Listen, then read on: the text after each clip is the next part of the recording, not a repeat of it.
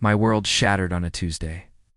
I still remember the way the afternoon sun slanted through the living room window, lighting up the dust motes dancing in the air.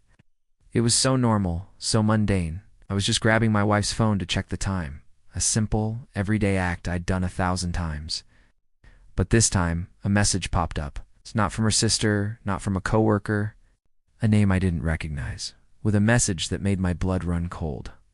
It was a simple "miss you already," followed by a heart emoji.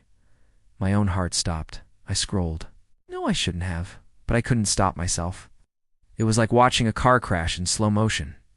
Message after message. A whole secret life laid bare. Plans they'd made, places they'd been, jokes they'd shared. It was a complete narrative of a relationship that had nothing to do with me. This woman I had built my life with, the person I thought I knew better than anyone, was a stranger. Every memory we'd shared suddenly felt tainted, like a movie where I was the only one who didn't know the ending. The hardest part wasn't just the betrayal. It was the complete and utter demolition of my future. We had plans. We were saving for a house. We talked about starting a family.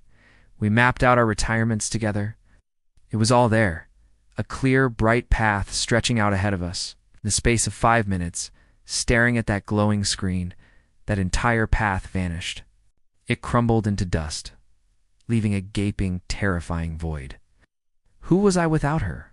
What was my life supposed to look like now? I confronted her that evening. There were tears, denials, and then, finally, the truth.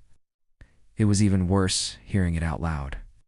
The words hung in the air between us, heavy and poisonous.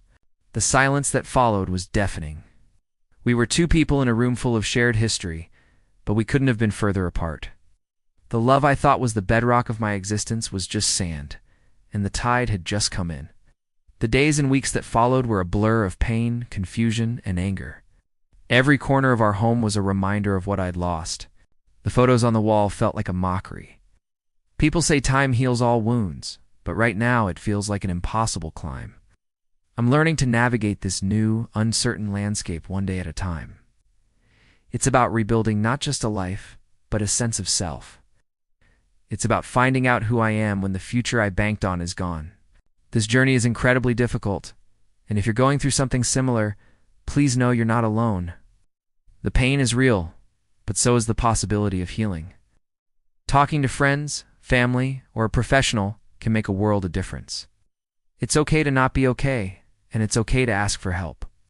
Thank you for listening to my story. If this resonated with you, consider subscribing. We'll get through this together.